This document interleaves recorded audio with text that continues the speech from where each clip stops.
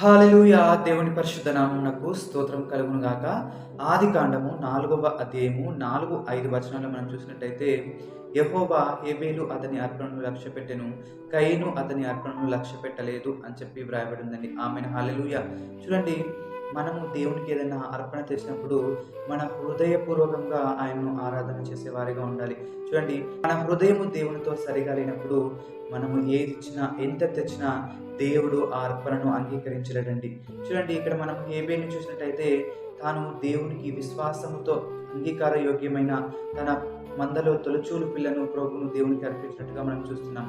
కానీ కయీను మాత్రము విశ్వాసం లేకుండా ఏదో నా పంటలో నేను ఇవ్వాలి అని చెప్పి కొంత తెచ్చి అంగీకారయోగ్యం కానీ అర్పణ ఇచ్చినట్టుగా మనం చూస్తాం. దీన్ని బట్టి దేవుడు కయీను అర్పణను అంగీకరించకుండా హేబెలు అర్పణను అంగీకరించాడండి.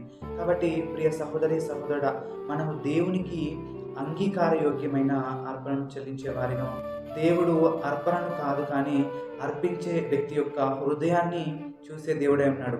కాబట్టి నీ హృదయం దేవునితో సరిలేకుండా నీవు దేవునికి ఏది ఇచ్చినను దేవుడు అంగీకరించే వాడిగా ఉండడండి.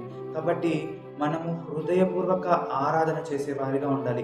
అప్పుడు మనము దేవునికి ఏదైనా అర్పించినప్పుడు దేవుడు దాన్ని అంగీకరించి నూరంతల ఆశీర్వాదమును, అభివృద్ధిని అనుగ్రహించే వాడిగా ఉంటాడు. అట్టి కృప దేవుడు మనందరికీ దయచేయును గాక. ఆమేన్. హల్లెలూయా.